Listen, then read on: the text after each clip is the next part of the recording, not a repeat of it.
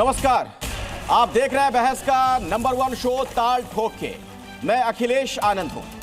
कश्मीर में अब्दुल्ला परिवार ने दिल्ली ब्लास्ट के बाद के डेवलपमेंट्स पर कई सारे सवाल खड़े किए।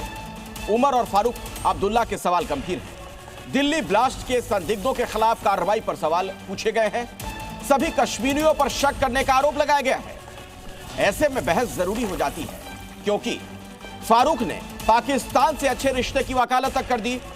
उमर ने आतंकी डॉक्टर के घर उड़ाने को गलत कहा। फारूक ने सवाल पूछा कि डॉक्टर आतंकी क्यों बन रहे हैं। जाहिर है, जब कश्मीर के दो जिम्मेदार नेता ऐसा कहते हैं तो कई सवाल स्वतः खड़े हो जाते हैं। मसलन, फारूक अब्दुल्ला को क्यों लगता है कि सभी कश्मीरियों पर शक किया जाता है? संदिग्धों से पूछताछ और कार्रवाई न की जाए तो रास्ता क्या है? क्या आतंकवाद की धरती पाकिस्तान से अच्छे रिश्ते की अब उम्मीद अभी भी कर सकते हैं? ऐसे मौके पर ऑपरेशन सिंदूर पर फारूक अब्दुल्ला का सवाल उठाना क्या जायज है? इन सवालों के साथ कई और भी गंभीर सवाल हैं जिन पर आगे हम चर्चा करेंगे, लेकिन पहले आपको एक रिपोर्ट दिखा देते हैं।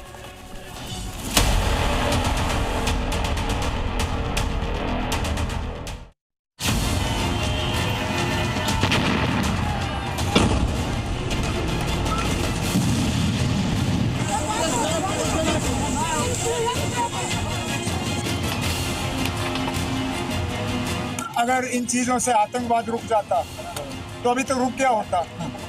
आपने पहलगाम के बाद भी कितने गाड़ उड़ाए, रुका ही है। मुझे तो डर इस बात का है कि इन चीजों से नाराजगी और गुस्सा और बढ़ जाता है।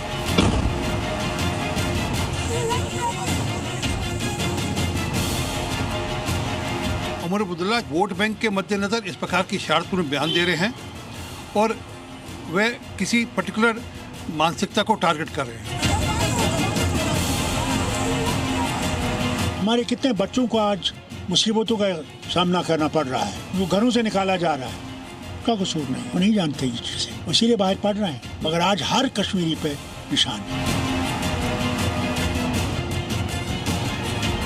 उससे तो कुछ नहीं निकला, नतीजा नहीं निकला। हमारे 18 आदमी मारे गए, हमारे बॉर्डरों पर नुकसान हुआ। अल्लाह करे ये दोनों मुल्क अपने ताल्लुकात बेहतर कर सके। दोस्त बदलाए जा सकते, पड़ोसी बदलाए नहीं जा सकते। सवाल कई हैं और इन्हीं सवालों पर बातचीत करने के लिए जो मेहमान आज हमारे साथ इस चर्चा का हिस्सा बनेंगे उनसे मैं परिचय करवा दूं। राधिका खेड़ा भारतीय जनता पार्टी से हमारे साथ मौजूद हैं, बहुत बहुत स्वागत है आपका राधिका। विनोद बंसल विश्व हिंदू परिषद के प्रवक्ता हैं, उनसे भी बातचीत होगी। जय भगवान गोयल हैं, अध्यक्ष हैं यूनाइटेड हिंदू फ्रंट के, हमारे साथ स्टूडियो में मौजूद हैं। रोहित चौधरी जी हमारे साथ हैं, कांग्रेस के प्रवक्ता, आपका बहुत स्वागत। फारूक इनकलाबी नेता है पीडीपी के, उनसे भी बातचीत होगी। मुमताज आलम रिजवी इस्लामिक स्कॉलर के तौर पर हमारे साथ जुड़ रहे हैं और वकार भट्टी राजनीतिक विश्लेषक के तौर पर हमारे साथ जुड़े हुए हैं। पहला सवाल वकार भट्टी आपसे ही है।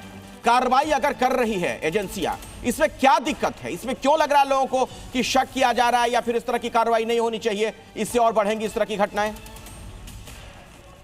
देखिए, पहले तो हम हर तरीके के टेररिज्म को, मैं नहीं पूरा जम्मू कश्मीर उसकी मजम्मत करता है और एक नहीं 100 बार हम करेंगे।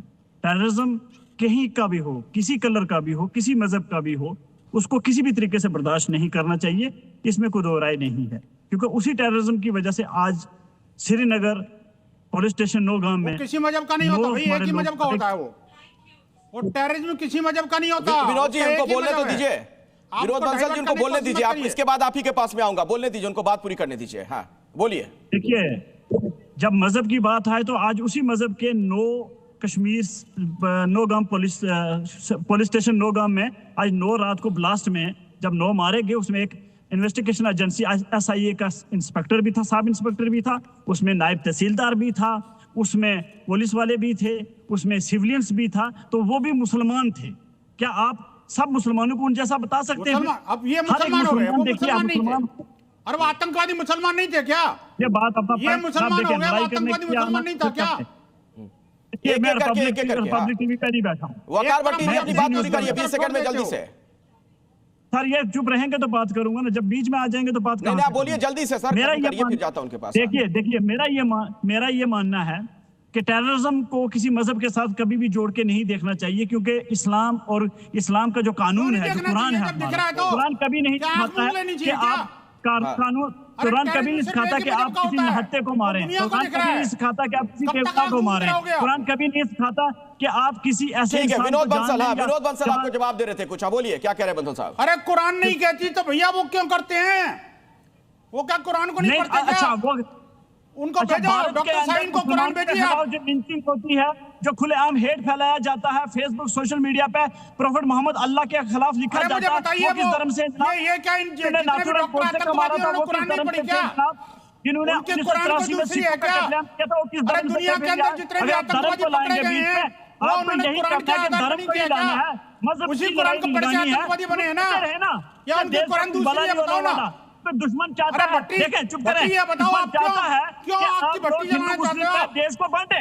मुझे बताइए, दुश्मन की साजिश को कामयाब कर रहे हैं। ये आरएसएस वाले, बजरंग दल वाले, एक करके बोलिए। वकार भट्टी, अब आप चुप हो जाइए, उनको बोलने दीजिए। विनोद बंसल को अपनी बात करने दीजिए। आतंकवादी है, नाशवादी है, दुश्मन की साजिश को कामयाब कर रहे हैं। ये चाहते हैं हिंदुस्तान में हिंदू और मुसलमान के दंगे हों, ये वो चाहते हैं जो दुश्मन चाहता है, ये वही कह रहे हैं। आतंकवादियों का घर गिरा दिया, आरएसएस को बैन करना चाहिए देश में, क्योंकि आज इनकी वजह से देश के अंदर ज्यादा फैला है। किसी की बात नहीं करने देते, बीच में टपक जाते हैं। कश्मीर की घाटी की जनता ने आपको इसलिए नहीं चुना था। अरे चलिए, एक संवेदनशील विषय पर बहस हो रही है, झगड़ा मत करिए आपस में। रोहित चौधरी के पास में चलता हूं, फिर राधिका आपके पास में आता हूं। रोहित चौधरी जी कांग्रेस से हमारे साथ है। रोहित चौधरी जी, अगर आपने फारूक अब्दुल्ला जी का बयान सुना हो, उमर अब्दुल्ला का बयान आपने सुना हो, क्या दिक्कत है? क्यों नहीं कार्रवाई होनी चाहिए इस तरह के मामलों में? अगर पकड़े जा रहे हैं डॉक्टर्स और या फिर उनका कश्मीर कनेक्शन जुड़ रहा है तो जांच तो होगी ना। जनाब, पहले बताओ किसने बोला डॉक्टर को ना पकड़ो? जो देखिए, किसने बोला ना पकड़ो? अगर बीच में किसी को बोलने के लिए समय दे रहे हैं तो बाकी लोगों को एक बार थोड़ा चुप करा दीजिए। देखिए, ऐसे है, मैं एक डिफेंस का, कांग्रेस के साथ साथ एक डिफेंस का आदमी भी रहा हुआ हूं और J&K में बहुत बड़ी नौकरी हमने की है। देखिए, जो भी कोई टेररिज्म है या जो भी टेरर, चाहे ओवरग्राउंड एक्टिविटी है, चाहे अंडरग्राउंड एक्टिविटी है, चाहे वो हमारे देश के अंदर से हो रही है या फिर हमारे क्रॉस बॉर्डर टेररिज्म हो रहा है, तो चाहे पाकिस्तान से स्पॉन्सर्ड है, तो उस सारी चीज़ के लिए हमें बड़ा ही मेजर्ड रिस्पॉन्स हम लेते हैं। फौज का एक काम करने का तरीका है, वो जितना ज़रूरत होती है उतना ही इम्पैक्ट डालती है, उतने ही शिद्दत से काम करती है। ऐसा नहीं है कि भाई जहाँ पे एक गोली की ज़रूरत है वहाँ पे एक तोप चलाई जाए। लेकिन जहाँ तक बात है, एक जो टेररिज्म है उसके अंदर कुछ चीज़ें बड़ी आदमी को सोचने वाली चीज़ें हैं। पहली चीज़ तो ये है कि जो भी इनडॉक्ट्रिनेट होकर वो टेररिज्म की तरफ जा रहा है, उसको कानून के हिसाब से उसको डील करना बड़ा ज़रूरी है। और वो बहुत, हमारा law of the land is very clear, बहुत साफ सुथरा है, बिल्कुल क्लियर है, संविधान से चलता है कि जिसने गलती की है उसको पूरी तरह से उसको सज़ा देने का हमारे कानून के अंदर प्रावधान है और हक है। और वो बिल्कुल पूरी तरह से स्ट्रिक्ट होना चाहिए, उसमें कोई कोताही नहीं होनी चाहिए। तो जो जांच हो रही है सही हो रही है ना, ये मानते हैं आप? देखिए, जांच, देखिए यहाँ पे दो इश्यूज, दो पहलू हैं। सबसे पहला पहलू तो ये है कि जो ऑपरेशनल इंटेलिजेंस सिक्योरिटी फेलियर्स हुई हैं, वो एक बहुत बड़ा मुद्दा है जो किसी भी एक्टिविटी या जो भी किसी इंसिडेंट को होता है तो उससे रोकने का काम जो है वो सिक्योरिटी एजेंसीज और इंटेलिजेंस एजेंसीज को करना चाहिए। और जब हो गया है तो उसके बाद इन्वेस्टिगेटिव एजेंसीज जो हैं उनको सही तरीके से, सही जो तो गलत तो है, जो सवाल पूछ रहा हूं, जो आप कह रहे हैं होना चाहिए, कोई बेगुनाह तरीके से सब कोई कुछ बेगुनाह नहीं, लेकिन उमर अब्दुल्ला, फारूक अब्दुल्ला जब सवाल खड़े करते हैं तो बेगुनाह को किसी को नहीं होना चाहिए।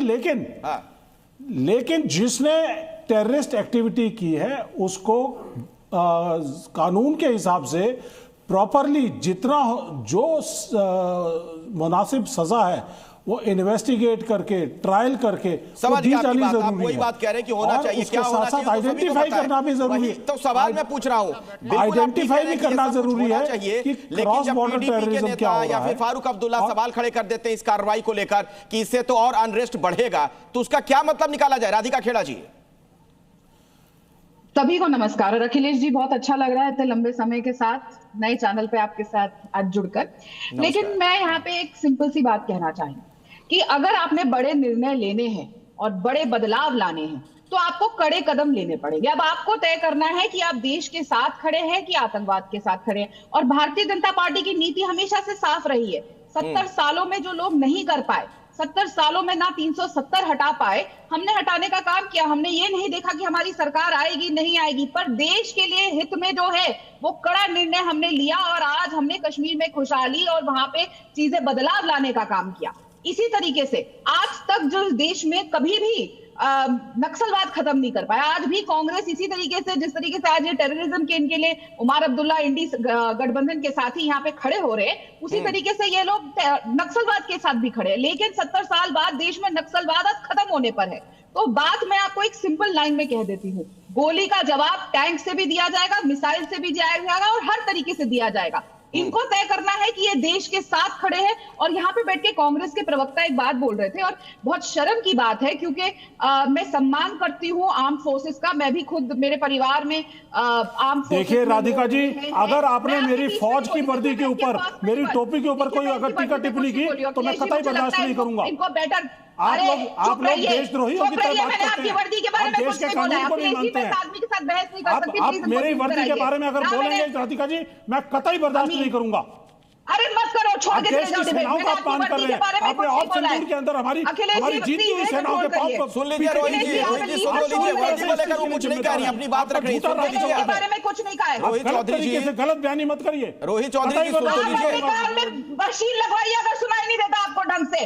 यहाँ पे मुझे मिसकोट मत करिए। देखिए ऐसा है राधिका जी, आप बात करने से पहले सोच लीजिए क्या बात कर रहे हैं। आप देश की सेनाओं के और पूर्व सैनिकों का अपमान करने का काम कर रहे हैं, जिन्होंने अपने 30-35 साल इस देश को दिए हैं, देश की सेनाओं को दिए हैं, देश की सरहदों को। रोहित चौधरी जी सर सुन तो लीजिए सर, आप कांग्रेस के प्रवक्ता के तौर पर आप जैसे लोगों की बात कह रही है, जरा एक बार सुन लीजिए, सुन तो लीजिए, बहुत दीजिए आप रोहित करते हैं आप। हाँ रोहित चौधरी जी प्लीज उनको सुन लीजिए, अपनी बात रखिएगा। आपने 30 साल मैंने अपना कहते खून दिया है अपने देश को। हाँ आप बात करने से पहले सोचिए।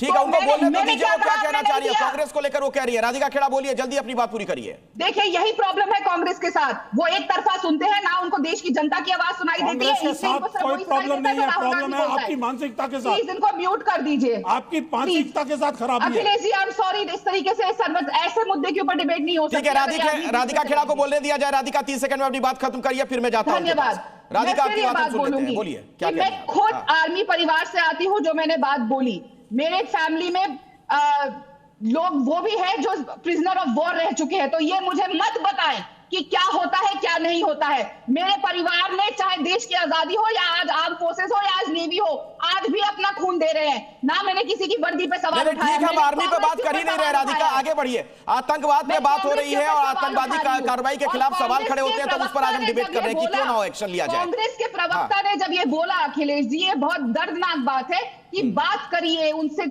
उनका ट्रायल करिए। अरे आपने बिरयानी खिलाई थी अफजल गुरु को, आप उसको हिंदू साबित करने में लग गए थे। आपके प्रधानमंत्री डॉक्टर मनमोहन सिंह जी ने यासिन मलिक के साथ हाथ मिलाए थे, क्या हुआ नतीजा?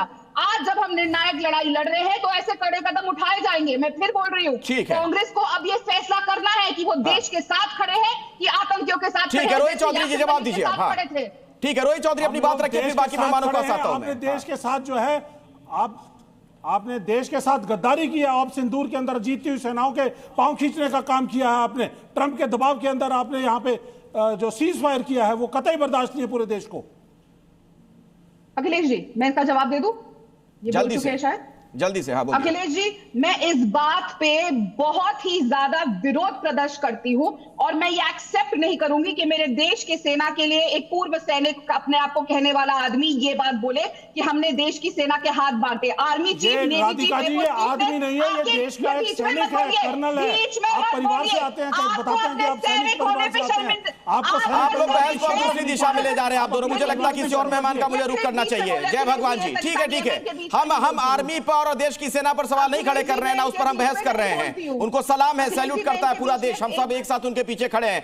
बात हो रही है कि जब आतंकवादी कार्रवाई के खिलाफ एक्शन लिया जाता है तो उस पर सवाल क्यों खड़े किए जाते हैं। अगर फारूक अब्दुल्ला, उमर अब्दुल्ला या पीडीपी के नेता यह कह रहे हैं कि इससे कश्मीर में और अनरेस्ट बढ़ जाएगा, इसका जय भगवान जी क्या मतलब निकाला जाए? भाई जब इस तरह की घटना घटेगी तो कार्रवाई तो करनी पड़ेगी ना एजेंसियों को। देखिए बेहतर जिस तरीके से लगभग 3000 किलो विस्फोटक सामग्री यहाँ पर अल फलाह यूनिवर्सिटी से रिकवर हुई है। शुरुआत हुई थी श्रीनगर से, जहाँ सारा ऑपरेशन चालू हुआ। उसमें से कुछ विस्फोटक सामग्री वहाँ थी जहाँ कुछ लोग कल मारे भी गए, पुलिसकर्मी मारे गए।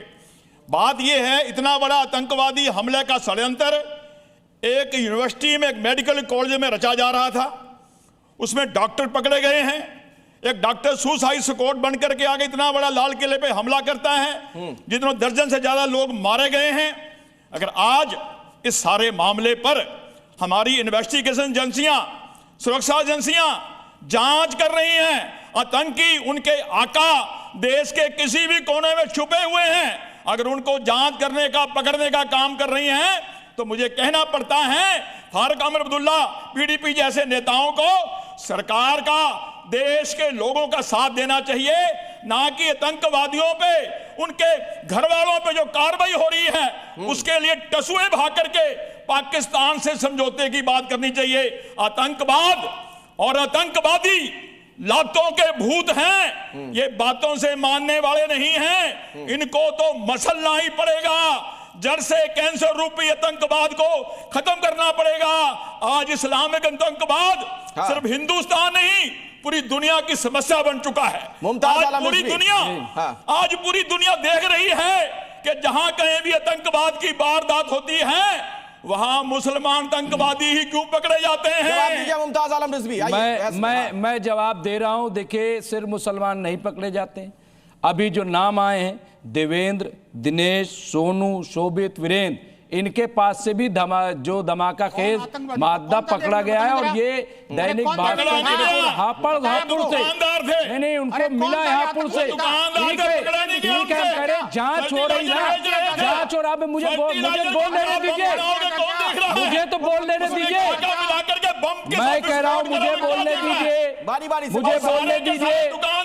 मैं कह रहा हूँ वही दुकानदार थे। अरे भाई, तो अभी भी जो लोग हैं, तो कहा फैसला हो गया, अदालत से फैसला आ गया, अदालत से फैसला आ गया। क्या अदालत से फैसला आ गया? फैसला हो गया है। तो भाई जैसे वो पकड़े गए वैसे ये लोग पकड़े गए, तो हो तो रही है। 11 साल से कर क्या रहे हो? 11 साल से क्या कर रहे हो? पुलवामा हो गया, पहलगाम हो गया, लाल किला हो गया, जांच नहीं करने दे रहे, साजिश हो रही है। अरे आप कुछ नहीं कर रहे हो, आप राजनीति कर रहे हो, राजनीति के अलावा कुछ नहीं हो रही। नहीं, कौन रोक रहा है? राजनीति हो रही है। अखिलेश जी, ये जो एक्शन लिया जा रहा है, ये क्या राजनीति हो रही है? ये जो एक्शन लिया जा रहा है आतंकवादियों के खिलाफ, नहीं उसका भाई, अगर एक्शन लिया जाता तो ये एक्शन लिया जाता तो यहां तक कैसे पहुंच जाता इतना बड़ा विस्फोटक?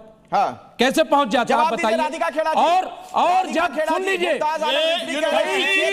जब गैर मुस्लिम पकड़े जाते हैं तो उसे छिपा दिया जाता है। इनका ये कहना है मुमताज आलम रिजवी का कि अगर एक्शन लिया ही जा रहा होता तो यहां तक कैसे पहुंच जाता विस्फोटक? इस तरह की घटना कैसे हो गई? हमारे पीएम जी कह रहे थे, 1 मिनट अखिलेश जी, और मैं राधिका जी को और भी कह दूं।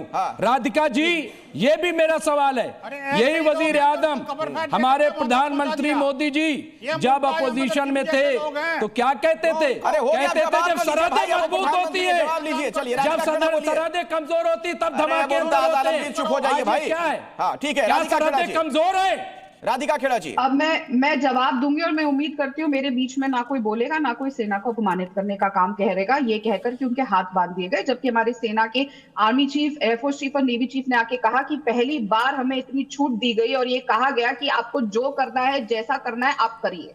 तो मैं बहुत इस बात पे दुख प्रकट करना चाहती हूँ अपना, कि कोई ऐसे कैसे कह सकता है कि सेना के हाथ बांध दिए गए, जबकि चीफ ने आके कहा, और वो भी एक पूर्व सैनिक। और उम्मीद करती हूँ जैसे मैं अखिलेश जी सबके बीच में चुप रही, सब चुप रहेंगे। मैं यहाँ पे एक बात बहुत क्लियर कर दूं, मोदी सरकार की नीति बिल्कुल क्लियर है, ना इसमें कोई, मैं बीच में नहीं बोली थी किसी के। मोदी सरकार की, ये विनोद बंसल बोल रहे थे। विनोद जी, थोड़ा सा बोलने दीजिए पहले। हाँ, मोदी सरकार की नीति बिल्कुल क्लियर है, इसमें ना कोई इफ है, ना कोई बट है। आप या देश के साथ खड़े हैं या आप देश के खिलाफ खड़े हैं। यही अगर आप देश के साथ खड़े हैं तो आपका स्वागत है, आपको पूरा समर्थन मिला जाएगा।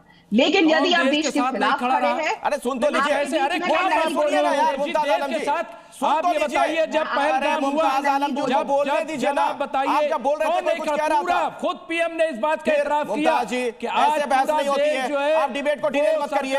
नहीं, गलत बात है, देश के साथ खड़ा है, ये गलत बात है। अगर आप सभी लोग एक साथ बोलेंगे, कुछ मेहमान अभी ऐसे भी हैं जो नहीं बोल पाए, अपनी बारी का इंतजार कर रहे हैं, थोड़ा सा रुकिए, उनको जवाब देने दीजिए राधिका जी को, फिर मैं बाकी लोगों के पास जाऊंगा। लेकिन अगर देश के खिलाफ आप खड़े हैं तो मैं आपको बता दूं, गोली का जवाब गोले से, टैंक से, मिसाइल से और ऐसे घर जला के दिया जाएगा। बहुत बातें कर ली, बहुत बिरयानी खिला ली, बहुत उनको यहाँ पे बिठा के सेवा कर ली, बहुत खिला लिए। हमारे सरकार की स्पष्ट नीति, किन हालात में बिरयानी खाने गए आपको पता है? मैं फिर आपके बीच में अगर मैंने आपके बीच, अखिलेश जी ये क्या तमाशा है? आप क्यों ऐसे जाहिलों को बुलाते हैं जो बोल रहे हैं? नहीं, इस तरह की भाषा नहीं, इस तरह की भाषा नहीं, गलत शब्दों का चयन नहीं। राधिका जी अपनी बात रखिए। मुमताज जी आपसे भी रिक्वेस्ट है, रुक जाइए, एक मिनट रुक जाइए। नहीं, ऐसे शब्दावली का इस्तेमाल मत करिए। झगड़ा नहीं आपस में, बहुत ही संवेदनशील विषय है जिस पर हम बात कर रहे हैं। अगर सवाल नहीं सुन सकते मुमताज जी एक मिनट उनको बोलने दीजिए। अरे सवाल के आपके सारे जवाब अभी कल ही बिहार में मिले हैं, तो आप चुप ही रहिए। देश की जनता आप लोगों को जवाब दे रही है, रोना रोते रहिए, जवाब आपको देश की जनता दे रही है। इसलिए 11 साल बाद भी हमारी सरकार है और आगे भी रहेगी, वो सब पता चल जाएगा क्या हो रहा है देश में। आतंकवाद खत्म करके दिखाएंगे, सारी चीजें बहुत गोली भी चलेगी, गोला भी चलेगा, हो जाएगी। गलत फहमी न रहिए। अच्छा, मेरा सवाल कुछ अलग हटके है। राधिका जी एक मिनट रुक जाइए, वकार भट्टी के पास में जाना चाहूंगा। राधिका जी आप भी एक मिनट रुक जाइए, मैं आऊंगा आपके पास दोबारा। एक मिनट रुक जाइए, मुमताज भाई रुकिए, ऐसे नहीं, ऐसे बहस नहीं होती, आपस में मत बहस करिए। वकार भट्टी जी मुझे जरा एक बात बताइए, अगर किसी दहशतगर्द का घर बुलडोज किया जाता है तो उस पर आंसू क्यों बहाए जाए? देखिए आकाश जी, आप जानते हैं कि देश भर में और जम्मू कश्मीर देश के अंदर है, किसी अगर एक इंसान गुनहगार है, कोई टेररिस्ट लिंक है या किसी ने मर्डर किया है, रेप किया है, तो उसमें उसके परिवार का क्या रोल है? क्योंकि माँ बाप क्या करते हैं, बच्चे को पढ़ाते हैं, वो अच्छी एजुकेशन देते हैं। वो अरे भाई जिनकी जान गई इस धमाके में उनका परिवार नहीं था क्या? उनका घर परिवार नहीं था? वकार भट्टी जी, जो धमाका हुआ, जिन लोगों की जान चली गई सड़क पर चलते हुए, जिनका कोई गुनाह नहीं था, कोई दोष नहीं था, पता नहीं कोई अपने बच्चे से मिलने जा रहा होगा, कोई बुजुर्ग माता पिता की दवाई लेकर जा रहा होगा, किसी की पत्नी इंतजार कर रही होगी, उसकी जान चली गई, उनके घर वाले परिवार वाले नहीं थे। अच्छा काम किया है। आप एक पॉइंट पूरा करने दीजिए, अगर उसके बाद अगर आपको अच्छा न लगे तो मुझे आप टोकिएगा। बोलिए, पॉइंट रखने दीजिए ना, मैंने शुरुआत की है। अरे बकार भट्टी, आप कम से कम एक फूल माला ले जाते। रुकिए ना मेरे भाई रुकिए ना। थाल में पानी लेकर के उनके इनके चरण धोकर के पी के आना चाहिए आपको। आपने अच्छा देख रहा किया है, जिसने बम विस्फोट कर दिया, आपकी अच्छी पुत्री पैदा की है, वो पुत्री पैदा की है जो आतंकवादी बन गई। आपके अच्छे बच्चे हैं जो डॉक्टर बनने के बावजूद भी जिहाद करते हैं। अरे पुरस्कृत करना चाहिए। सुन तो लो ना, बताओ ना, जो भेजना चाहिए आपको। फारूक अब्दुल्ला को जाना चाहिए वहाँ पर। उनके लिए अरे फारूक अब्दुल्ला को, उमर अब्दुल्ला को उनके घरों में जाकर के उनको चरण चुंबन करना चाहिए था, वहाँ पर नमाज पढ़नी चाहिए, वहाँ सजदा करना चाहिए। क्या अच्छा बच्चा पैदा किया है आपने, जो कौम के लिए बलिदान हो गया, बेहतर लोगों के पास चला गया। जो आज मुसलमान मारे गए, आज मुसलमान जो मारे गए, क्या वो देशभक्त नहीं है? फिर मुसलमान तुम करो, जिहादियों के पैरों मुसलमान मारे क्या वो देशद्रोही है क्या? अरे मुझे बताओ, उनके लिए मुंह में अरे मुझे बताओ ना, आखिरकार बताओ ना, आखिरकार विस्फोट करने वाला मजहबी, विस्फोट कराने वाला मजहबी और काटने वाला मजहबी, मारने वाला मजहबी, प्रशिक्षणदाता मजहबी, प्रशिक्षण का अड्डे है वो मजहबी, सोच मजहबी, किताब मजहबी, प्रेरणा मजहबी, पूरा मजहबी, जन्नत मजहबी, जिहाद मजहबी, काफिरी सोच मजहबी, आतंकियों को बचाने वाला मजहबी और आतंकियों के जनाजे में जाने वाला मजहबी। आप मुझे बताइए ना, उनके प्रेरक और सहयोगी सारे के सारे मजहबी। चलिए मैं चर्चा को थोड़ा आगे बढ़ाता हूँ, सुन लीजिए, एक बार सुन लीजिए। फारूक अब्दुल्ला ने एक बात और कही, एक बात और कही। राधिका जी आपसे मेरा ये सवाल है, उसके बाद आता हूँ बाकी मेहमानों के पास, आता हूँ सबके पास। एक बात और फारूक अब्दुल्ला कह रहे हैं कि जो ऑपरेशन सिंदूर हुआ उससे कोई हल नहीं निकलने वाला, बातचीत करनी चाहिए पाकिस्तान के साथ। जैसा मैंने कहा, ये लोग देश के खिलाफ खड़े सियासत के लिए। आपको तय करना है कि आप देश के साथ खड़े की सियासत करना चाहते हैं। अखिलेश जी, मैंने जैसा आपको क्यों बताया, 370 के बारे में क्यों बताया और कड़े निर्णय हम क्यों ले रहे हैं, हम सियासत नहीं देख रहे। अगर हमें सुन लीजिए भाई, वकार भट्टी जी रुकिए, सुनिए। आपने मेरा पॉइंट रखने नहीं दिया। मैं आता हूं, पहले राधिका को बोलने दीजिए। आप दोनों आपस में उलझ गए थे तो बहस तो मैं आगे बढ़ाऊंगा ना, डिटेल तो नहीं होने दूंगा डिबेट। राधिका खेड़ा जी अपनी बात रखिए। हमने 370 हटाई, आज हमारी सरकार वहां नहीं बनी, लेकिन हमने देश के लिए जो बेहतर है वो निर्णय लिया। हम आज देश के अंदर नक्सलवाद खत्म होने की एंड पे है, उसी तरीके से हम टेररिज्म भी खत्म करेंगे। लेकिन बातचीत बातचीत बातचीत, मैंने जैसा कहा, यासिन मलिक से हाथ मिलाओ, अफजल गुरु को बिरयानी खिलाओ, इनके आपको सियासत करनी है अपनी वोट बैंक के लिए, तो इसका मतलब नहीं है कि आप देश को जलाओ। तब तक ऐसे ही लोगों के परिवार खत्म होते रहेंगे। क्या गुनाह था उन बेकसूरों का जिनको पहले पहलगाम में ये कह के मारा गया कि कलमा पढ़ के सुनाओ? क्या कभी आपने ऐसा सुना है कि किसी ने कहा हो कि वो पढ़ के सुनाओ हनुमान चालीसा या शिव तांडव स्तोत्रम वरना हम तुम्हें मार देंगे? नहीं होता ऐसा देश पे।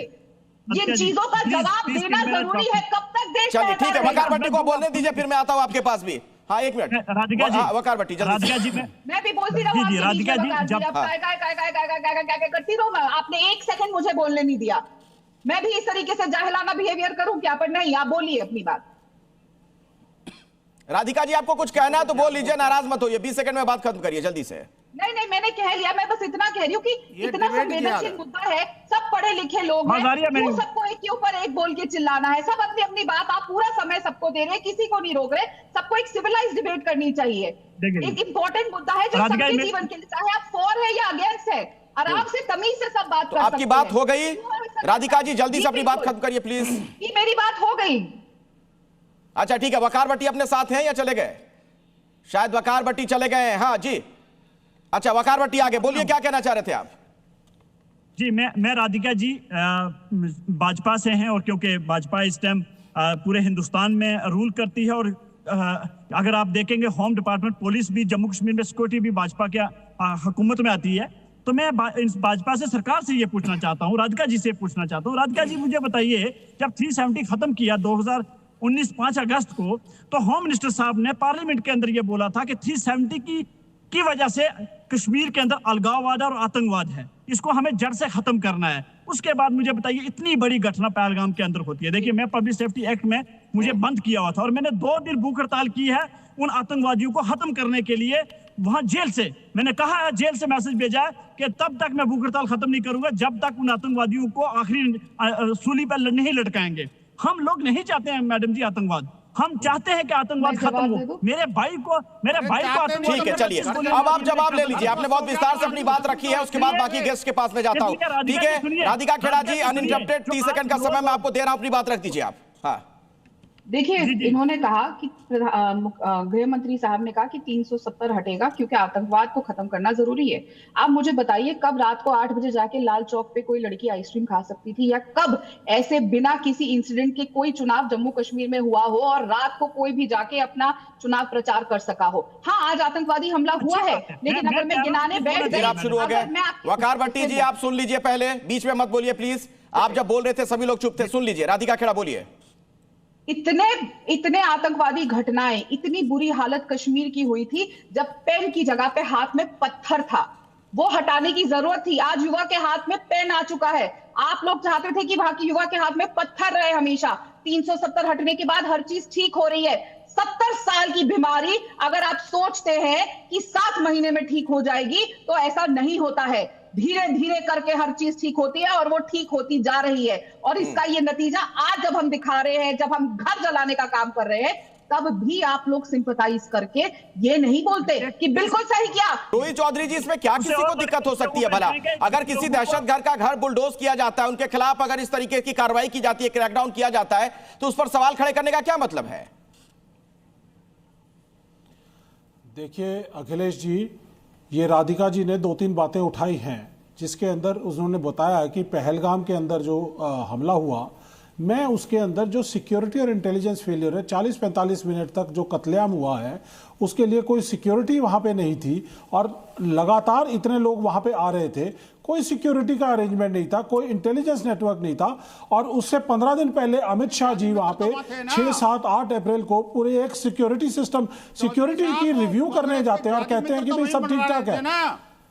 ये कांग्रेस के कुकर्मों के कारण ही तो हिंदुओं को झेलना पड़ा था ना। देखिए आप बीच में मत बोलिए, देखिए मैं बीच में नहीं बोला, प्लीज आप चुप रहिए। इनको पालने वाला आप प्लीज चुप रहिए, मैं आपसे 370 को बनाने वाला कौन था? पालने वाले की बात मत करिए, पालने वाले की बात मत करिए। 2001 के अंदर हमारे पार्लियामेंट के अटैक आप लोगों के रहते हुआ था। पहलगाम हुआ, पुलवामा हुआ, पठानकोट हुआ। अरे रोहित जी, पहलगाम की बात कर मत करो। आप क्यों आंसू मारते हो? आप ना जब आतंकवादियों के घर बुलडोज होते हैं तब आपको मिलाते हो, और जब यहाँ पर दिल्ली के अंदर लोग मारे जाते हैं आपको यहाँ पे प्लान किया गया है, निकलता। अरे शर्म करो, शर्म करो, अपने लिए कर्म करो, को भटका दिया जाए। आपकी सिक्योरिटी फेलियर अमित शाह को तुरंत, अमित शाह बकवास करने की जरूरत नहीं है, लेकिन बकवास मत करो। देश के सैनिक के साथ बदमाशी करते हो, बदतमीजी करते हो। अरे बोलने की तमीज रखो पहले। आप देश के सैनिक के सामने ऐसे बोल रहे हो। 30 सालों पे जो है ना देश की सेना को दिया, सरहदों के दिए, तुम लोग अपने घरों के ठीक है रोहित जी, अपनी बात आप जल्दी खत्म करिए। रोहित जी बोलेंगे अभी। रोहित चौधरी जी अपनी बात खत्म करिए जल्दी से। गलत बात मत करो। कांग्रेस ही रहता है, वो सैनिक नहीं रहता। को तुरंत प्रभाव से मत रहना। अमित शाह को कांग्रेस में जाने के बाद देना चाहिए, वो सैनिक नहीं हो सकता। Security failure. लेकिन एक बात बताइए, एक मिनट कैसे यहाँ पे जय भगवान जी, ठीक है विनोद बंसल जी आपकी बात हो गई। जय भगवान जी, ऑपरेशन सिंदूर तक पर सवाल खड़े कर देना और ये कहना कि इससे समस्या का हल नहीं निकलेगा। वो पाकिस्तान जहां पर आतंक की फैक्ट्री चल रही है, जहां से हर रोज भारत के खिलाफ साजिशें रची जा रही है, क्या हासिल होगा उससे बात करके? इस बातचीत की हिमायत का क्या मतलब निकाला जाए? देखिए ये स्पष्ट नजर आ रहा है। अखिलेश जी मुझे भी कुछ बोलने का मौका देंगे क्या? अमर अब्दुल्ला हैं, आऊंगा बंसल साहब, इसके बाद आप ही के पास आ रहा हूं। हाँ। ये सारे के सारे लोग अभी तक दाएं बाएं आगे पीछे होकर के कहीं ना कहीं पाकिस्तान को, कहीं ना कहीं आतंकवादियों का खुला समर्थन कर रहे हैं। आज आतंकवादी पकड़े गए हैं, एक मेडिकल कॉलेज में डॉक्टर आतंकवादी पकड़े गए हैं, 400 डॉक्टर सारे इसी काम में लगे हुए हैं, उनकी भी जांच होनी चाहिए। और आज अगर हमारी सुरक्षा एजेंसियां, जांच एजेंसियां जगह जगह जाकर के उनको पकड़ रही हैं, उनके आगे आगे सारा रैकेट कहां नेटवर्क फैला हुआ है उसकी जांच कर रही हैं। अगर आप देश से प्यार करते हो तो हर देश में रहने वाले हिंदुस्तानी को अगर कोई आतंकवाद का धर्म नहीं होता, सरकार को, सरकार के साथ, सुरक्षा कर्मियों के साथ, हमारी जो इन्वेस्टिगेशन एजेंसी उनके साथ खड़ा होना चाहिए कि देश में जो आतंकवाद फैलाता है हम उसके खिलाफ हैं। मगर बड़ा दुर्भाग्य है, एक चुने ही सरकार के नुमाइंदे अमर अब्दुल्ला जी मुख्यमंत्री रहते हुए खुलेआम उनके घर गिराने का विरोध कर रहे हैं, खुलेआम उकसा रहे हैं कि अगर कुछ शक्ति हुई आतंकवाद बढ़ेगा। मैं एक मिनट मैं पूछना चाहता हूं अमर अब्दुल्ला जी से कि आप बताओ भाई, कौन सा फार्मूला है हिंदुस्तान से आतंकवाद खत्म करने का? हम तो मोदी जी से, अमित शाह जी से कहेंगे कि ये फार्मूला अच्छा है, इससे आतंकवाद खत्म होगा। मैं वही बात कह रहा हूं। देखिए आप सबने बात कही, बीजेपी की जिम्मेदार तर्जुमान यहाँ पे बैठी हुई हैं। मैं वही कह रहा हूं कि आज जांच हो रही है, जांच करेंगे, लोग एतराज कर। सवाल यह है कि 11 साल से क्या जांच नहीं हो रही थी? 11 साल से जिस तरह से कार्रवाई होनी चाहिए थी क्यों नहीं हुई? ये हादसे के बाद क्यों जागते हैं? हादसे के बाद बुलडोजर चलता है, हादसे के बाद सब पकड़े जाते हैं, पहले कोई नहीं कि तो ना लिया जाए एक्शन। आप क्या कहना चाह रहे हैं? अगर घटना घट गई तो एक्शन ना लिया जाए? नहीं, मैं ये कह रहा हूं कि जहां फेल्योर है उसे सरकार कबूल करे कि हाँ यहाँ हम नाकाम हुए हैं। ये धमाका जो हुआ है लाल किले के सामने, ये सरकार की नाकामी है। पहलगाम में जो हुआ सरकार की नाकामी है, पुलवामा में विनोद बंसल को अपनी बात रखने दीजिए। बंसल साहब लेकिन ये अपनी नाकामी नहीं कबूल करेंगे। हाँ बंसल साहब, मैं बख्शूंगा नहीं। अरे चलो पाकिस्तान को तो फिर उड़ाओ ना, चलो पाकिस्तान को। अरे तो ऑपरेशन सिंदूर हुआ, उस पर भी तो सवाल खड़े किए जा रहे हैं। सवाल उठा रहा है कोई नहीं पूछा। फारूक अब्दुल्ला ने बोला, बात ना करिए, बात मत करिए, पाकिस्तान से बातचीत, सरकार के साथ पाकिस्तान से बातचीत करिए, ये बात कही जा रही है। पाकिस्तान को जब तक पूरी तरीके से उसको खत्म नहीं कर देते, नहीं रुकना चाहिए था। ठीक है, विरोध मारना चाहिए था पाकिस्तान को। ठीक है बंसल जी बोलिए, जवाब दीजिए। अखिलेश जी मैं इनकी बात का एक टू द पॉइंट जवाब देता हूं। सिक्योरिटी एजेंसीज क्या कर रही थी? मैं कहना चाहता हूं कि सरकार क्या कर रही थी? लाल किले के सामने हुई उससे पहले यार क्या यार आदमी का तमीज बदतमीज आदमी, मैं समझ नहीं आ रहा मेरे को। आपस में मत उलझिए आप लोग, प्लीज आपस में मत उलझिए, एक दूसरे को आप लोग एड्रेस मत करिए। कम से कम ये बीच में मत बोलिए। कर रहा हूं, आप सुन लीजिए। मैं नहीं बोला बंसल जी, एक दूसरे से बात मत करिए, मुझे बोलिए आप क्या कह रहे हैं। अखिलेश जी, मैं कहना चाहता हूं कि जो कुछ लाल किले के सामने हुआ उससे पहले सिक्योरिटी एजेंसी थी दिल्ली पुलिस और एटीएस यूपी की और एटीएस दिल्ली की, उन्होंने तो पकड़ा था उनको। वो साइन कौन थी? वो कहां से अल-फलाह यूनिवर्सिटी के वो डॉक्टर पकड़े गए थे? ये भूल गए क्या? अरे मैं कहता हूं, देखिए जो पैनलिस्ट साहब के उसमें स्टूडियो में बैठे हैं वो शिया समुदाय से आते हैं। सुन्नी समुदाय ने इनका जबरदस्त जो है ना सारा दोहन कर दिया, लेकिन आज भी उनके चंगुलों में फंसे हुए हैं। मुझे समझ में नहीं आता क्यों, लेकिन मैं कहना चाहता हूं देखिए सिक्योरिटी फोर्सेस के लिए बोल रहा हूं, सिक्योरिटी फोर्सेस के लिए बोल रहा हूं, कामयाबी है इसलिए बचा लिए। धमाका हुआ कि नहीं पहले बताइए। वो 32 ब्लास्ट धमाका हुआ कि नहीं, हमें ये बताइए।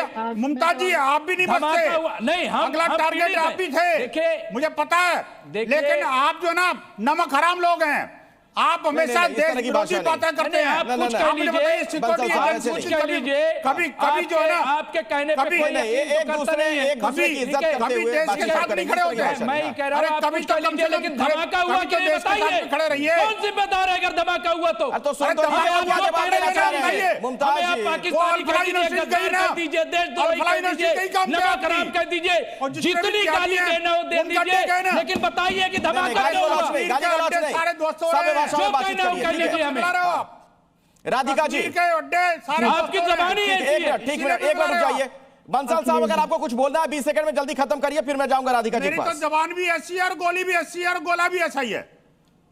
राधिका जी कुछ नहीं है आपके। राधिका जी एक बात जो बार बार सामने आ रही है, ठीक है हो गया भाई। मुमताज जी 1 मिनट, ऐसे नहीं, एक दूसरे से आपस में उलझिए बात, विषय पे रहिए आप लोग, नहीं तो डिबेट डिरेल होती है। राधिका जी एक बात जो बार बार कही जा रही है, मुमताज जी ये कह रहे हैं कि ठीक है ये जो घटना घटी उसके खिलाफ तो आप जांच करिए, जो भी आतंकवादी हैं या जो भी है उसको उसके अंजाम तक पहुंचाइए, लेकिन हुआ क्यों इसकी भी तफ्तीश होनी चाहिए, तहकीकात इसकी भी करिए।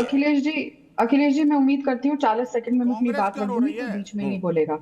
तफ्शील की जा रही है, पूरी इन्वेस्टिगेशन हो रही है। जब हम आतंकवाद की बात करते हैं तो केवल हमारे देश में हमला हुआ है इस तक सीमित नहीं रहता कि बस इसकी जांच करिए। हमें ये देखना है कि कितने हमले अभी तक हुए हैं, कितनी बर्बादी हुई और सरकार ने कितनी कार्रवाई की है। जब 10 साल की यूपीए की सरकार थी तो स्थिति इन चीजों की क्या थी? 9300 आतंकवादी हमले हुए। और अगर आप बात करें कि अब पिछले 10-11 साल में कितने हुए तो उनकी कितनी कमी हुई? 63% गिरावट। जिहादी हमलों में 87% की कमी हुई है। ये होता है कि किस तरीके से कड़ी कार्रवाई करी जा रही। ऐसा नहीं होता कि आप बस गिनवाते रहे आज ये हो गया। 9300 आतंकी हमलों से अगर आज ये कमियां आई हैं तो इससे ये साफ है कि जो हमारी सुरक्षा की नीति है, देश को आगे ले जाने की और टेररिज्म के खिलाफ की नीति है, वो बिल्कुल स्पष्ट है, 0 टॉलरेंस। ऐसा नहीं है कि हाथ मिलाओ जी, चर्चा करो जी, बिरयानी खिलाओ जी, अरे चर्चा करो रे क्यों घर गिरा दिया। ये बहुत ही आपत्तिजनक स्थिति है कि अगर टेररिस्ट का घर गिराया जा रहा है तो लोग आके खड़े हो रहे हैं और उसको जस्टिफाई करने के लिए सवाल सरकार पे दाग रहे और कहे कि भैया हम 0 टॉलरेंस रखेंगे। ये पूरा देश इकट्ठा होना चाहिए और एक स्वर में ये बात बोलनी चाहिए। ठीक है रोहित चौधरी जी, 0 टॉलरेंस।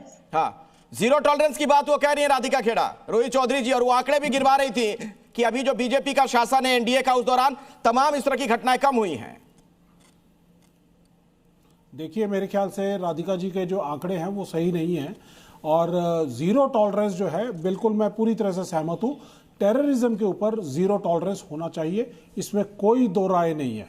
सरकार कोई भी हो, देश के संविधान के हिसाब से चलनी चाहिए, कानून का राज होना चाहिए, जंगल राज नहीं होना चाहिए कि कोई रेप कर रहा है तो उसके परिवार को मार दिया जाए, कोई मर्डर कर रहा है तो उसके परिवार को मार दिया जाए, कोई टेररिज्म में जा रहा है तो उसके परिवार को मार दिया जाए। ये चीजें गलत है। ये हमारा संविधान, हम सिविलाइज्ड कंट्री के अंदर है, इंडिपेंडेंट सिविलाइज्ड कंट्री में हम है। हम कोई 1520 ईस्वी के किसी राजा महाराजाओं की जगहों में नहीं। जहां तक बात है कि ये जो 3000 किलोमीटर 3500 किलोमीटर का हमारा जो बॉर्डर है, 1200 किलोमीटर का गुजरात से लेके और जेएंडके तक और जेएंडके से लेकर दार्जिलिंग तक, ये डबल इंजन की सरकारों के बीच में है और इन सरकारों के रहते हुए भी अगर दिल्ली के अंदर अगर 3000 किलो विस्फोटक पहुंचता है तो ये बड़ी एक समस्या है। अब जहां तक बात है डील करने के लिए, कांग्रेस पार्टी सरकार के साथ खड़ी है कि सरकार कोई भी इसका प्यूनिटिव एक्शन जो भी है, जायज एक्शन जो बनता है, चाहे वो पाकिस्तान के खिलाफ लेना हो, ऑपरेशन 2.0 शुरू करने वाला हो, क्या कह रहे हैं जल्दी से करना हो, मेरे साथ ठिकानों को दोबारा से खत्म करना हो, नेस्तनाबूद करना हो, उसके लिए कांग्रेस पार्टी आपके साथ, सरकार के साथ खड़ी है। और इस बदतमीज आदमी का पहले तो जुबान बंद करिए, एक दूसरे पर इस तरीके से आप लोग प्लीज इस तरह की भाषा का इस्तेमाल मत करिए। मैं रिक्वेस्ट कर रहा हूं सभ्य भाषा में बातचीत करें, हम लोग सभी समझदार लोग हैं, पढ़े लिखे लोग हैं। इस तरीके की डिबेट नहीं होती है, एक दूसरे को आप लोग जनरेशन के फौजी हैं। बंसल जी लोग मेरे लिए सम्मानित है, इस तरीके से परिवार में विषय पे रहिए, टॉपिक पे रहिए। मुझे पता है आप यहाँ पर बैठ कर अपने मुंह से जो है मुंह से गोलियां बगाने की काम करते हो। आप अपने जो है ना हिम्मत रखिए, अपने परिवार में अपने बच्चे को भेजिए फौज के अंदर। मैं बात आगे बढ़ाना चाहता हूं। ये बताइए, ये जो तर्क दिया जा रहा है कि आतंकवाद के खिलाफ इस तरह की कार्रवाई की गई कश्मीर में भी, दिल्ली में, फरीदाबाद में, उत्तर प्रदेश में, तो इससे भैया अनरेस्ट कैसे बढ़ेगा? ये लॉजिक तो इसमें क्या दम है? आतंकवाद की घटना जिसने अंजाम दिया है जिन लोगों ने, तो उसके खिलाफ कार्रवाई तो की जाएगी, एक्शन तो लिया जाएगा, सख्त एक्शन लिया जाएगा। बिल्कुल बिल्कुल, मैं कहता हूं जो भी आतंकवाद के साथ जुड़ा हुआ है, जो भी हत्तों को मार रहा है, उनके खिलाफ सख्त से सख्त एक्शन कीजिए। लेकिन यहाँ बीजेपी की प्रवक्ता राधिका जी ने एक पॉइंट उठाया, मैं उसका विरोध करता हूं। उन्होंने एक बात कही जो बिल्कुल नहीं कहनी चाहिए। उन्होंने कहा कि अगर कोई टेररिस्ट है तो उसके पड़ोसी है, उनके घर को भी उड़ा देना चाहिए। तो मैं इसके ऊपर इनके ऊपर FIR भी कर सकता हूँ, लीगल एक्शन भी कर सकता हूँ, क्योंकि ये वो बात कर रही है। देखिए FIR कर दीजिए, आपने वो बात कर दी, बात को हम कभी भी, देखिए आप कश्मीर का माहौल खराब करने की कोशिश कर रहे हैं, आप बीजेपी के लोग कश्मीर का माहौल खराब करने की कोशिश कर रहे हैं। आपको ये FIR अभी दर्ज कर दीजिए, आपको गाड़ी भिजवाओ पुलिस स्टेशन जाने के लिए, आपको गाड़ी, अखिलेश जी मुझे इनका एड्रेस भिजवा दीजिए, मैं इनको गाड़ी भिजवा देती हूँ पुलिस स्टेशन जाने के लिए। आप जाइए FIR करके आइए, फिर वापस आइए, जाइए FIR करिए, आप जाइए FIR करना चाहते हैं, FIR करो, बिल्कुल FIR करो, जाओ राधिका जी, आपके जाओ, आपने गाड़ी की जरूरत है, वकील की जरूरत है, तो मुझे बताइए, मैं इंतजाम करा दूंगी। ये चीज को बर्दाश्त नहीं कर सकते। वकील की जरूरत है तो बताइएगा, मैं इंतजाम करा देती हूँ। घरों को उड़ाने की बात कही है आकाश जी, जी टीवी के ऊपर इन्होंने कश्मीरियों वकार भट्टी जी एक बात बताइए मुझे, वकार भट्टी जी एक बात बताइए मुझे, सुनिए मेरी बात, धैर्य से सुनिएगा। जो मैं सवाल पूछ रहा हूं, मैं ये कह रहा हूं कि जो एक और अहम बात इसमें कही गई, फारूक अब्दुल्ला ही ने ये बयान दिया है, वो कह रहे हैं कि पाकिस्तान के साथ बातचीत करनी चाहिए, ऑपरेशन सिंदूर से कुछ नहीं होगा। वो पाकिस्तान जहां पर दहशतगर्दी की फैक्ट्री चल रही है, हम सभी को पता है और कई बार इसके प्रमाण सामने आ चुके हैं कि वहां से भारत के खिलाफ साजिशें रची जाती हैं, हैंडलर वहां पर बैठे हुए हैं, यहां पर लोकल लोगों का भी ब्रेन वॉश करते हैं। क्या मिलेगा इस बातचीत से? क्यों बार बार बातचीत की हिमायत की जाती है? और ऑपरेशन सिंदूर को लेकर क्या दिक्कत है? देखिए आकाश जी, फारूक अब्दुल्ला क्या कहते हैं, अखिलेश आनंद मेरा नाम है, पहले तो मेरा नाम आप सही बोलिए वकार भट्टी साहब, चूंकि आपने कई बार गलत बोल दिया इसलिए मैं ठीक कर रहा हूं। अखिलेश जी, जहां तक फारूक अब्दुल्ला की हम बात करें तो उनकी जमात इस्लामी नेशनल कॉन्फ्रेंस जम्मू कश्मीर में सरकार में है, उनको क्यों कहना है, क्या कहना है, मैं उस पर नहीं जाऊंगा। लेकिन एक चीज जो रियलिटी है वो लेकिन ये उन्होंने सही कहा कि गलत कहा, ये तो बोल सकते हैं ना, गलत का तो विरोध कर सकते हैं वकार भट्टी। बिल्कुल उसी पे आ रहा हूँ, उस पे ये आ रहा हूँ कि देखिए संदूर अटैक किया हमने, पाकिस्तान के अंदर जाकर मारा हमने, मारा ना हमने, उसके बाद आज के हालात क्या है, दोबारा आपको ये सोचना पड़ेगा, दो ही ऑप्शन है, या बातचीत का है या युद्ध का है। देखिए अखिलेश जी, या हम बातचीत कर सकते हैं या युद्ध कर सकते हैं, दोनों चीजों में से अगर टेररिज्म मिलिटेंसी खत्म होती है, आतंकवाद खत्म होता है, या युद्ध से हो सकता है या बातचीत से हो सकता है। तो अगर आज के टाइम हम युद्ध एक बार जा चुके हैं, एक नहीं कई बार जा चुके हैं, उससे कुछ हुआ नहीं है। तो एक वकार भट्टी जी मुझे एक बात बताइए, सुनिए मेरी बात सुनिए, वकार भट्टी जी एक बात सुनिए, आप जहां भी रहते हैं, जिस भी लोकेशन में रहते हैं, जहां भी, अगर आपका पड़ोसी बार बार आपके ऊपर हमले कर दे, आपकी पिटाई कर दे, आपके खिलाफ साजिशें रचे, आप क्या करिएगा? बात करने जाइएगा बार बार उसके पास? अब देखिए, मैं तो फिर अगर पड़ोसी नहीं मानेगा, नहीं सुधरेगा, तो मेरे पास यही है कि फिर पड़ोसी को, क्योंकि मुझे कुरान भी कहता है कि डिफेंस के लिए फिर उसका खात्मा करो। हाँ। तो वही तो हुआ ना, अरे यही आ गया ना पॉइंट पे। यहाँ कुरान क्या हो रही है? वही काम हमारी सरकार कर रही है, नहीं रही है ना, वही काम हमारी सुरक्षा एजेंसियां कर रही है। अगर परेशानी क्या है, हमला हो जाता, यहाँ पर अरे कर रही होती तो हमला हो जाता है। यही तो 650 बेड का हॉस्पिटल है, अरे करो हॉस्पिटल में डॉक्टरी के नाम के ऊपर आतंकवादी पढ़ाए जा रहे हैं, आतंकवादी तैयार किए जा रहे हैं, लड़कियों के ब्रेन वॉश किए जा रहे हैं, लड़कियों को हिजाब पहनने पर मसला ही खत्म हो गया ना। हम लोग चाह रहे हैं जम्मू कश्मीर लोग चाहते हैं कि चलो पाकिस्तान पे हमला करो, मिटाओ पाकिस्तान को, मुस्लिम लड़कों के साथ पाकिस्तान खत्म हो जाए तो कार्य करो। चलो आपका डॉक्टर जी हम देश के साथ खड़े हैं, ऐसे किसी भी दहशतगर्द मुल्क को नहीं रहना चाहिए। मेरे पास आज इस चर्चा के लिए समय नहीं था, एक मिनट, मेरे पास इस चर्चा के लिए समय नहीं था। आप सभी का बहुत बहुत शुक्रिया हमारे साथ बहस में जुड़ने के लिए। लेकिन एक बात के साथ आज मैं ये डिबेट कंक्लूड करना चाहता हूं कि जो भी आतंकवाद की घटना को अंजाम देगा, जो भी दहशतगर्द होगा, उसके खिलाफ सख्त से सख्त कार्रवाई होनी चाहिए, नजीर पेश किया जाना चाहिए, ताकि देश के खिलाफ कोई भी साजिश रचने की हिम्मत ना कर सके। There has been a lot of debate. What is the true meaning of Dhamma or Dharma? आत्मा और परमात्मा के बीच सनातन सेवा का संबंध कायम रहेगा, इसी को कहते हैं सनातन धर्म। Whenever you believe in something, your belief system that works, and then the nature helps. Things may change in my life, but this relation will never change and no power can hinder. Why God fear? क्या हम fear की वजह से परमात्मा से प्यार करें कि नहीं तो वो दंड दे देगा हमको?